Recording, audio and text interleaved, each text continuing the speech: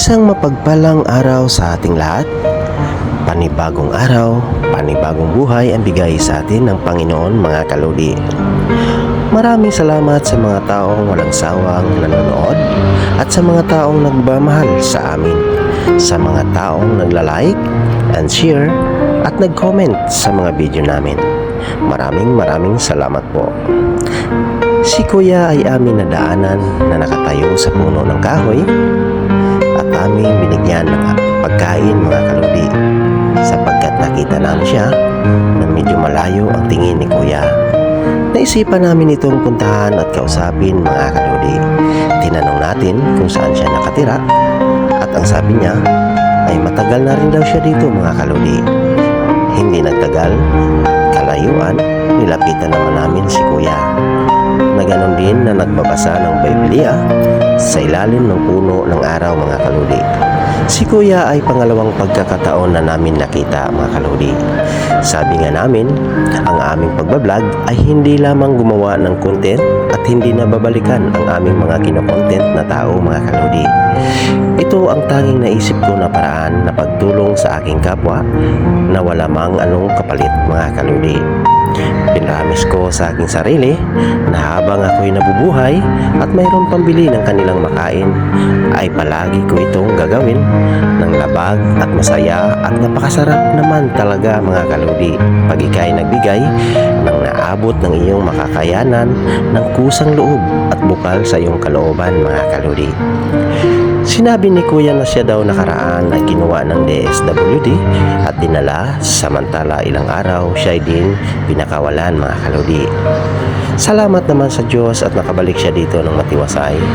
At dito ngayon, siya ay nagbabasa ng Biblia, mga kaludi. Pinayo ni Kuya sa atin na anuman ang pagsubok sa buhay, huwag nating isipin at iisisi sa Panginoon, mga kaludi. Dahil lahat ng nangyayari sa buhay natin ay mayroong kaakibat na pagsubok na nilalaan sa atin, kaya kailangan natin ito paglabanan, mga kaludi, sa maayos at mabuting pamamaraan. Sinabi ko kay Kuya, kung palagi ka ba nagbabasa ng Biblia, at ang sabi niya, ito lang daw ang kanyang papalibag loob tuwing naiisip niya ang kanyang mga mahal sa buhay na hindi niya kasama, mga kaludi. Sumapalad tayo, mga kaludi, kung kasama natin ang ating mga mahal sa buhay, ang ating nanay at ang ating asawa at mga anak, mga kaludi. Sana sikapin natin maging mabuting ama, maging mabuting magulang sa ating mga mahal sa buhay, mga kaludi. Kalaunan tinanong ko rin si tatay kung ano ang plano niya pagkalipas ng ilang taon dito sa kalsada, mga kaludi.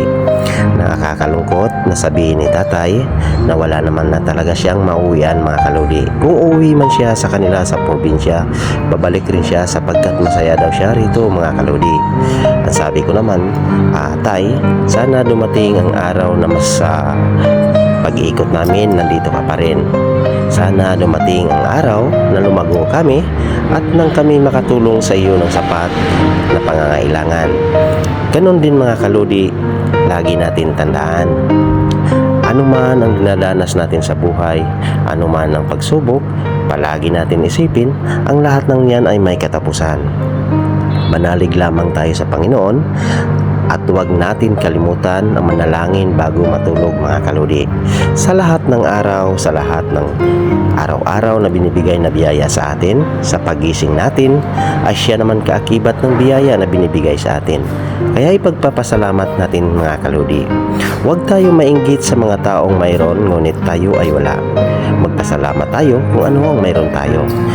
Kailangan makontento tayo sa kung ano ang kaya natin, mga kaludi. Habang sa aming pag-ikot ay si Kuya ay aming nakita na nakahiga sa ibabaw ng kariton, mga kaludi. Natira may kumirot sa aking puso at sabi ko ay bibigyan natin ng pagkain sapagkat alam ko ito hindi na naman nakakain, mga kaludi. Ginising ko si Kuya at tinanong kung siya ay kumain na. Yun nga, ang sabi niya ay hindi pa, mga kaludi.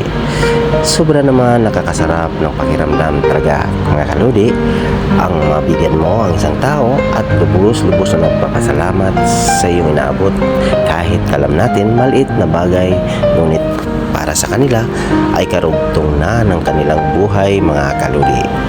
Kaya tayo tayo'y magbigay at huwag mahiya mga kaludi. Magbigay tayo sa ayon ng ating kalooban mga kaludi, sa ayon ng kaya ng ating bulsa na hindi naman apektado ang ating pamilya.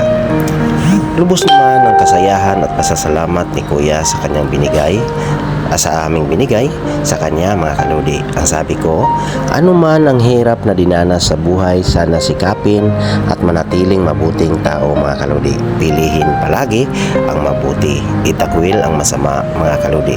Sabi ko, minsan lang tayo dadaan sa ibabaw ng mundong ito at hindi na tayo makakabalik pa. Mahirap man tayo, ang mahalaga ay mabuti ang puso natin sa ating kapwa at sinusunod natin ang utos ng Panginoon, mga kaludi. Mga kaludi, sa pangalawang pagkakataon, nakita namin si Kuya at inabutan ng kanyang pagkain mga kaludi. Laking tuwa niya sa ating pagdating sapagkat daw siya hindi pa nakakain mga kaludi. Tinanong natin si Kuya kung asa na si Kuya na dati kasama niya at ang sabi niya, nakakalungkot isipin, ngunit siya ay pumanaw na mga kaludi. Nung panahon na yun mga kaludi, nung binigyan siya namin ng pagkain ay inaatake siya sa puso at sobrang nasalungkot kami noon. Ngunit sadyang mapaglaro ang kapalaran mga kaludi. Sa aming pangalawang pagbabalik ay si Kuya ay pumanaw na.